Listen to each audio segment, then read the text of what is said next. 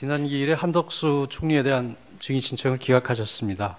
그런데 한덕수 총리는 국정의 2인자로서 비상계엄 선포를 위한 국무회의 당시 상황, 그리고 줄탄핵으로 인한 국정마비, 주요 예산 삭감, 정부 조정책 추진 법률의 발목 잡기, 위헌 입법과 국익침해 입법, 방탄 셀프 입법, 야당 대표에 대한 수사검사 및 감사원장 탄핵과 야당 대표 재판 판사에 대한 탄핵 협박과 좌표 찍기, 줄탄핵으로 인한 헌법재판소 업무 폭주와 헌법재판소 구성 방해 등 행정 및 사법 기능의 수행이 현저히 곤란한 경우를 초래한 상황 등 이번 비상계엄의 원인에 대해 누구보다 잘 알고 있습니다.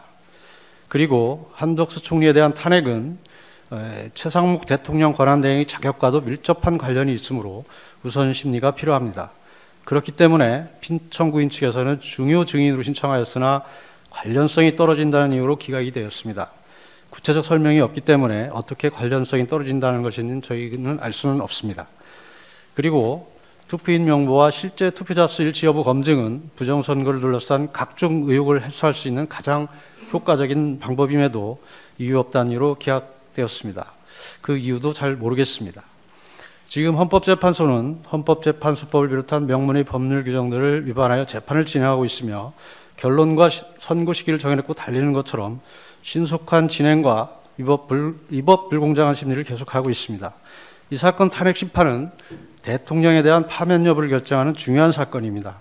그동안 누차 저희들이 말씀드렸듯이 단심입니다.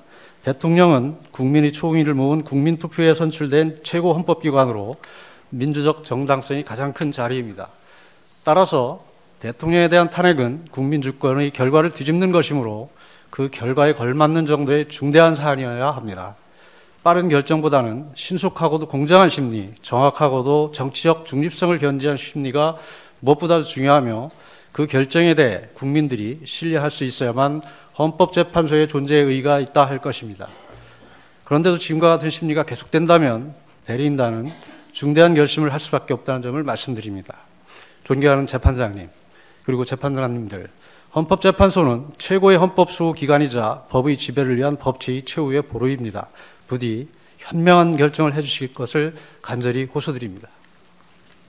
예, 논의해 보겠습니다.